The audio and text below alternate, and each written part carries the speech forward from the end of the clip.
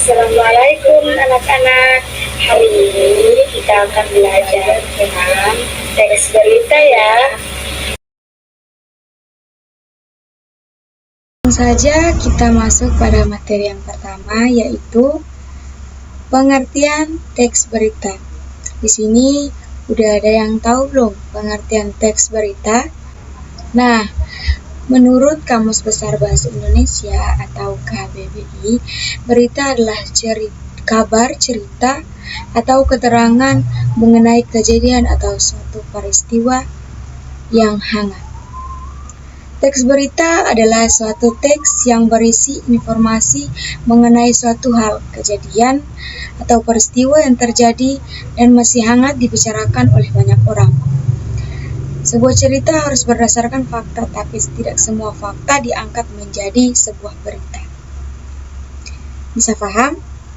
Nah, kita masuk pada materi, yaitu unsur-unsur teks berita.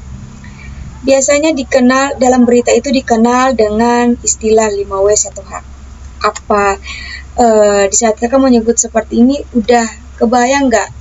Atau udah pernah dengar adik-adik sekalian mengenai unsur 5W1H yang barusan kakak sebutkan tadi.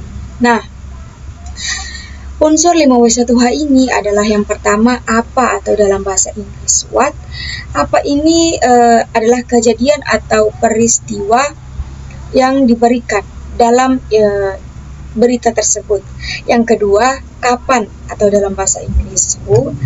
Siapa saja orang yang terlibat dalam berita tersebut atau dalam kejadian tersebut.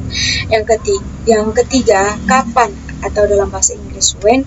Kapan itu waktu kejadian dalam suatu peristiwa atau dalam suatu berita tersebut.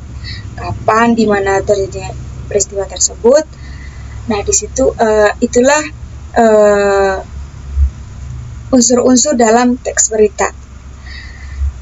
Dan yang keempat, di mana, atau dalam bahasa Inggris where. Di mana ini adalah tempat kejadian dari suatu peristiwa berita tersebut.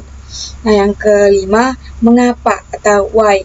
Memuat alasan dan sebab akibat. Nah, dalam peristiwa tersebut apa yang terjadi dan sebab apa sampai peristiwa tersebut terjadi. Nah, dan yang terakhir yang keenam, bagaimana, atau dalam bahasa Inggris who, menjelaskan proses terjadinya peristiwa. Nah, dalam peristiwa tersebut dapat menjelaskan bagaimana peristiwa tersebut bisa terjadi. Nah, mungkin itu unsur-unsur yang dikenal 5W1H yang dikenal dalam unsur-unsur teks berita.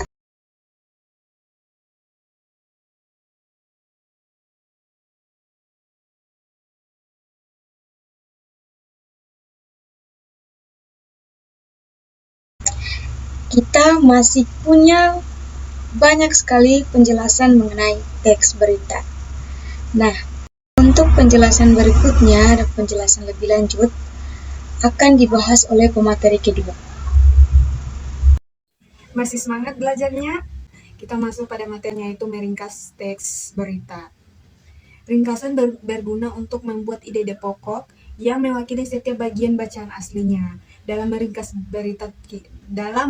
berita, kita tidak boleh menghilangkan unsur 5W1H atau adiksi-simbah, namun kita dapat meringkasnya dengan mengikuti langkah-langkah sebagai berikut. Yang pertama itu mencermati naskah asli untuk menangkap kesan umum dan sudut pandang pembaca.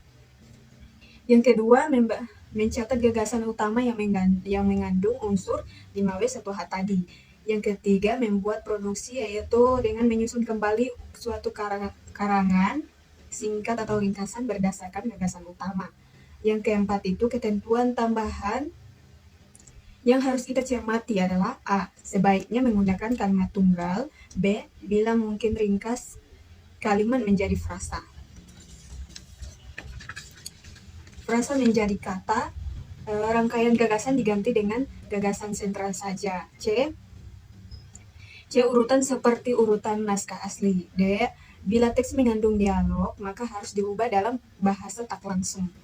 Kita masuk pada materi yang ke-9, yaitu menyimpulkan teks berita. Kesimpulan adalah kata-kata akhir dari suatu uraian.